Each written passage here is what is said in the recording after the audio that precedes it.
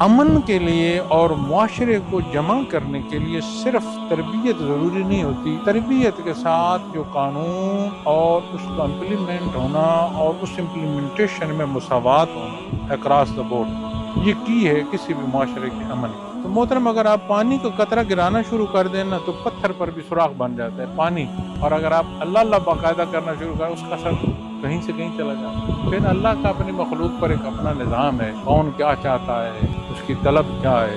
میں انڈیا خان میں بڑی بچپن میں گیا تھا، مڈ 80 سے پہلے کی بات ہے، 80 کی ابتدائی وقت کی بات ہے، اور میں اپنے اس خطے کو، اپنے لوگوں کو، اور پھر وہاں ہمارا اپنی نسبت جو ہے، اس کا بھی اللہ کا بڑا احسان ہے کہ پورے خاندان جو ہے وہ ذکر سے منسلک ہیں۔ یقیناً اہمیت بھی دیتا ہوں، عزت بھی دیتا ہوں، اور میرا دل بھی کرتا ہے کہ مجھے موقع نصیب ہو تو میں وہاں آ کر بھی جو محافل ہیں ان کو شمولیت، یہ میرے لیے شرف ہے کہ یہ اختیار ہو۔ عشق ہو جائے تو وہ آپ بولے نہ بولے وہ اعلان کر دیتا ہے کہ عشق ہو گیا ہے۔ اور کسی کو جب نبی کریم صلی اللہ علیہ وسلم کی ذات اقدس سے وہ محبت جو اعمال تک لے آتی ہے تو بتانے کی ضرورت نہیں ہوتی، تو وہ ہر سوچ اور عمل میں آپ صلی اللہ علیہ وسلم کی ذات اقدس اور اتباع کو مقدم رکھتا ہے۔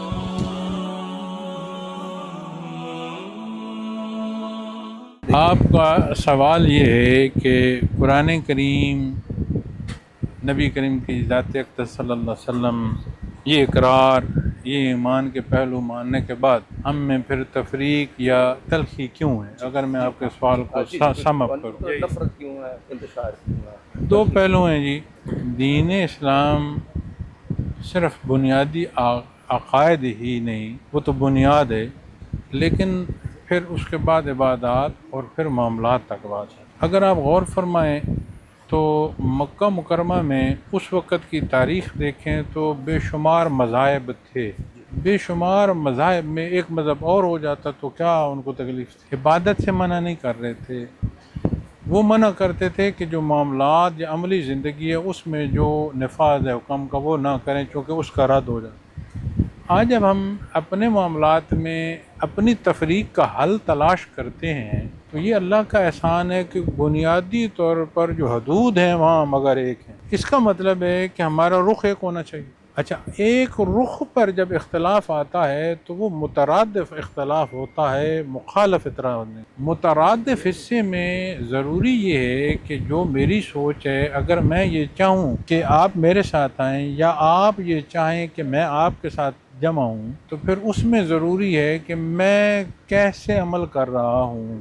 اگر میں تلخ بولوں گا تو میں آپ کی بات یا آپ میری بات پر کیسے۔ دوسری بہت بڑی جو بنیاد ہے وہ یہ ہے رجوع قرآن سے کیا جائے حل کے لیے، رجوع احادیث مبارکہ سے کیا جائے، سنت خیر الانام سے کیا جائے، پھر اس کی حدود و قیود وہ جو صحابہ کرام رضوان اللہ علیہم اجمعین نے سمجھیں اور آپ صلی اللہ علیہ وسلم نے تصحیح فرمائی۔ اچھا، جب ہم ان بنیادوں سے ہٹ کر پسند پر آتے ہیں، آپ نے تو مکاتب فکر کی بات کی نا، آپ دو اداروں کی بات کر لیں، ایک مکتب فکر کی، وہاں تلخی آ جائے۔ آپ کہیں دو خانقاہ کی بات کر لیں، اب شعبہ تو ایک ہی ہے، کیوں تلخی آ جائے؟ اس کا مطلب ہے کہ وہ جو بنیاد دین ہم سب کو ذات باری تعالیٰ پر جمع فرماتا ہے، اسے چھوڑ کر جب ہم ذاتی حیثیت تک آئیں گے تو تلخی آئے گی۔ لیکن اس سارے میں یہ کہہ دینا کہ کوئی بہت بڑے مسائل ہیں جو حل نہیں ہو سکتے، ایسا نہیں۔ دنیا ساری پھرتا ہوں جی، اور مختلف معاشروں کا جائزہ بھی لیتا ہوں۔ مجھے فٹ پاتھ پر بیٹھنا پڑے تو میں وہاں بھی بیٹھ جاتا ہوں، کہیں کاسل میں جانا ہو تو میں وہاں بھی چلا جاتا ہوں۔ تو جب آپ اتنے ڈفرینس آف لائف سے گزرتے ہیں تو آپ کے سامنے حقائق بہت سارے ہیں۔ یہ نہیں ہے کہ باقی دنیا ساری ایک چیز پر اتفاق کرتی۔ ہاں، امن کے لیے اور معاشرے کو جمع کرنے کے لیے صرف تربیت ضروری نہیں ہوتی، تربیت کے ساتھ جو قانون اور اس کا امپلیمنٹ ہونا اور اس امپلیمنٹیشن میں مساوات ہونا اکراس دا بورڈ، یہ کی ہے کسی بھی معاشرے کے امن کی۔ لیکن اس سارے کے باوجود اگر کہا جائے کہ ہاں یہ تلخی ہے، اس وجہ سے میں اگر اپنی آواز خاموش کر دوں یا تلخ ہی بولتا چلا جاؤں، میرا اختیار یہ تھا نا، میں اپنی زبان تو وہ استعمال کروں یا الفاظ کا چناؤ وہ کروں جس سے تلخی کم ہو۔ تو پھر جب اس کیفیت پر آئیں گے تو صرف مسئلہ اجاگر کرنا مقصود نہیں ہے، اس کے مسائل کا جو حل ہے زیادہ مقصد تو وہ اس میں پھر میں نے اپنے بیان میں بھی عرض کیا ہے کہ ہر مکتب یا ہر حیثیت یا ہر فرد اس کی جو بنیادی ذمہ داری ہے اس پر توجہ ضرور دے تاکہ یہ مسائل حل۔ جو نظام ہے اس پر مشائخ نے بڑی محنت فرمائی، 2 پوری زندگیاں لگی ہیں، اور حضرت نے قاسم فریدات نے رحمۃ اللہ علیہ نے بڑے شعبے پھر مزید ترتیب دی۔ سلسلہ عالیہ کا جو نظام ہے یہ صرف یہاں وطن عزیز میں نہیں ہے، یہ آپ آسٹریلیا سے ویسٹ کوسٹ امریکہ تک چلے جائیں تو تقریباً دنیا کے ہر خطے میں تھوڑا یا زیادہ پورے دنیا میں یہ موجود، اس نسبت سے بھی لوگ اللہ اللہ کر رہے ہیں الحمدللہ۔ آپ وطن عزیز میں آئے ہیں، ابھی یہاں بیٹھے آپ مجھے کسی خطے کی یا کسی جگہ کی نشاندہی کریں، میں آپ کو آن کال وہاں کا جو ہے کنیکشن دے دیتا ہوں۔ اس کا مطلب ہے کہ وطن عزیز کے طول و عرض میں بھی اس کی آرگنائزیشن اسی طرح پراپر ایک آرگنائزیشن۔ پھر اس کا ذیلی شعبہ ہے انٹرنیشنلی صرف سلسلہ عالیہ کی تنظیم ہے، ذیلی شعبہ جو ہے اس میں اس کے ساتھ 3 اور آرگنائزیشن ہیں، الاخوان، الاخوات اور الفلاح۔ ابھی یہاں آپ اگر خیال فرمائیں تو یہ جو حال میں خواتین کی جگہ تھی اس سے زیادہ خواتین باہر تھیں، یہ جو حال میں خواتین بیٹھی تھی نا جی، اس کے بعد ٹینٹ لگا ہوا تھا، ان سے زیادہ تعداد باہر خواتین۔ اچھا بھلا وہ کیسے جمع؟ وہ جو ان کی تنظیم الاخوات ہے، مین سسٹرہڈ، اس میں خاتون ہی ان کی سربراہ، ان کی تربیت کی پوری کمیٹی خواتین کی، تو وہ تقریباً پاکستان کے اراؤنڈ 85 to 90 سٹی مین ان میں آلریڈی آرگنائزڈ ہے، اور نیچے سے ہم اس کو کرتے جا رہے ہیں۔ الاخوان ہمارا بردرہڈ، یہ بھی جہاں تک ہمارا ساتھی موجود ہیں آرگنائز، اس سے ہم کوئی وہ بات سیاسی حوالے سے یا کوئی معاشرے میں ایکٹیویٹی ہو اس حوالے سے اس سے ہم سرو کرتے ہیں۔ الفلاح فاؤنڈیشن جو ہے وہ تقریباً ہر مہینے 3 سے 5 ہزار ایک ویریشن رہتی ہے نمبرز کی، ہم کیمپس لگاتے ہیں اور کیور کرتے ہیں مریضوں کو۔ اور بھی جیسے نیشنل ڈیزاسٹر ہے تو ابھی ہماری میٹنگ چل رہی ہے، چونکہ بارشوں کا موسم ہے، کہ کہاں کیا، کیونکہ ابھی تو جتنی خبریں آ رہی ہیں اب کوئی اس کا راستہ کلیئر نہیں ہے، کہاں کیا ضرورت ہے، اس پر ورکنگ ہو رہی ہے۔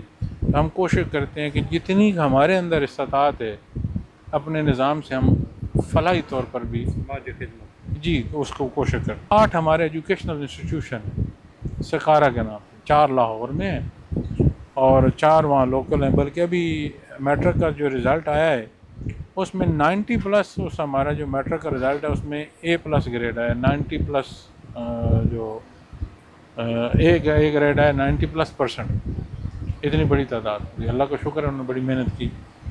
تو 4 وہاں لوکل ہمارے مرکز میں۔ پھر اشاعت آپ کے شعبے کے حوالے سے ہمارا منتھلی میگزین ہے المرشد اس کے نام سے، تو کبھی اس میں ایڈیٹوریل کے حوالے سے یا کئی دفعہ ویسے کالم کے حوالے سے کوشش کرتا ہوں کہ ٹوٹی پھوٹی تحریر جو ہے وہ بھی دی جائے، اور یہ سارے سیٹ اپ پراپر آرگنائزڈ ہیں، اور جہاں جن کی ضرورت رجسٹریشن کی ہے وہ گورنمنٹ کے پاس رجسٹرڈ۔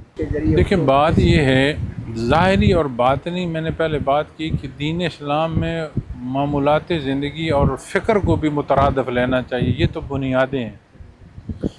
اب میں نے اپنی زندگی میں آپ کو اپنا ایک تجربہ بتاتا ہوں، جب میں باہر جاتا ہوں تو کئی لوگ وہاں پر میڈیٹیشن یعنی علاج کے طور پر جو ہے روحانیت کو دیکھتے ہیں، اور مختلف مذاہب کے لوگ لگے ہوتے ہیں جی کنسنٹریشن ہے، یہ ہے، یہ ہے، یہ۔ میں تو اپنا یہی بیان جو پراپر سیکھنا سکھانا اور یہ کر، لیکن بعض جگہ ڈیمانڈ ہوتی ہے کہ جی آپ کا استاد یا اسپرچول لیڈر آیا ہوا ہے، ہمیں میڈیٹیشن چاہیے۔ اب میں آپ کو اپنا تجربہ بتاتا ہوں جی، اسی طرح ایک ان کی خاتون تھی فرینچ انگلینڈ، تو وہ ہمارے ساتھ انہوں نے کہا جی یہ اس کو بڑی ڈپریشن ہے، کہیں بیمار رہی ہے تو بڑی خراب، تو یہ چاہتی ہے کہ آپ کے استاد آئیں تو ہمیں کو بتاؤ۔ میں نے کہا بھی بات یہ ہے کہ ہم اللہ کا نام لیتے ہیں اور قرآن فرماتا ہے الا بذکر اللہ تطمئن القلوب۔ اب یہ مقصد ذکر نہیں ہے، نتائج میں سے ایک نتیجہ ہے، کوئی بھی اللہ کا نام لے گا تو اس کو سیٹسفیکشن ضرور ملے گی۔ اگریشن اور ڈپریشن یہ دونوں چیزیں جو ہیں ایک دل کی کیفیات ہیں، اللہ کے نام سے بیلنس ہوں گی، قرآن فرمان۔ تو میں نے کہا اب میں آپ کا کیا مذہب ہے، مجھے تو اس سے اعتراض نہیں، لیکن اگر آپ چاہتی ہیں کہ اس سے آپ میڈیٹیٹ ہوں تو اس طریقے سے اللہ لگے۔ حیرانگی کی بات ہے، کچھ عرصہ وہ کرتی رہی، میں تو آ گیا، میرے تو ایک سیشن تھا، کرتی رہی، پوچھتی رہی، اب پھر خواتین سے اس کی جو ہلکے سے آخر کلمہ پڑ گئی، آئی اپنے علاج کے لیے تھی، ہم نے خلوص سے کوشش کی کہ اللہ سکھائی۔ تو جہاں کوئی اگر میڈیٹیشن کے حوالے سے بھی لیتا ہے تو محترم اگر آپ پانی کا قطرہ گرانا شروع کر دیں نا تو پتھر پر بھی سوراخ بن جاتا ہے پانی، اور اگر آپ اللہ باقاعدہ کرنا شروع کریں اس کا اثر کہیں سے کہیں چلا جاتا ہے۔ پھر اللہ کا اپنی مخلوق پر ایک اپنا نظام ہے، کون کیا چاہتا ہے، اس کی طلب کیا ہے، اس کی انابت، بینگ اے مسلم آپ انابت کیسے، بہت پیارا ہوتا ہے۔ لیکن یہ میری زندگی کا تجربہ۔ میں نے کہا ہے آپ کو کہ ذکر اللہ کا اصول اگر قرآن و سنت نہیں ہے تو اٹھ جاؤ وہاں سے، ابھی تقریر میں کیا کرا رہا ہوں۔ تو شریعت قرآن و سنت نہیں ہے تو اور کیا ہے؟ شریعت ظاہریہ جو ہے اس کا اقرار، جیسے آسان کر دیتا ہوں، اقرار باللسان، اس کے ساتھ تصدیق بالقلب کیا ہے؟ کوئی وہ عمل، کوئی وہ لفظ جس کے ماحصل میں ابتدا سے ماحصل تک قرآن و سنہ نہیں ہے، وہاں سے اٹھ جاؤ، کسی بہت بڑے خطرے میں جا رہے۔ سادہ سی بات۔ اب میں اشارہ کہوں فلاں یہ کا ضرورت نہیں، اصول بات کر رہا ہوں۔ شریعت، طریقت، اس پر جب بات کی جاتی ہے تو عموماً وہ گفتگو کر رہے ہوتے ہیں جو خود صوفی نہیں ہوتے۔ اب صحافت سے تعلق نو اور صحافت پر بندہ کالم لکھے۔ میں انڈیا خان میں بڑی بچپن میں گیا تھا، اور کہیں میں بات کہوں تو یہ مڈ 80 سے پہلے کی بات ہے، 80 کی ابتدائی وقت کی بات ہے، تب کا میں انڈیا خان گیا ہوں۔ اور پھر میں نے اپنی ذمہ داری میں الحمدللہ وہاں ایک اسی طرح سلسلہ عالیہ کا پروگرام کیا جس میں بڑی کثیر تعداد علماء کی تشریف لائی تھی، اور میرا بڑا اچھا وہ جو نشست رہی تھی بیان کی بھی، اور اسی طرح پھر بیان سے اٹھ کر پھر علماء کے ساتھ میری بڑی نشست رہی تھی۔ اور میں اپنے اس خطے کو، اپنے ان لوگوں کو، اور پھر وہاں ہمارا اپنی نسبت جو ہے اس کا بھی اللہ کا بڑا احسان ہے کہ پورے خاندان جو ہے وہ ذکر سے منسلک ہیں۔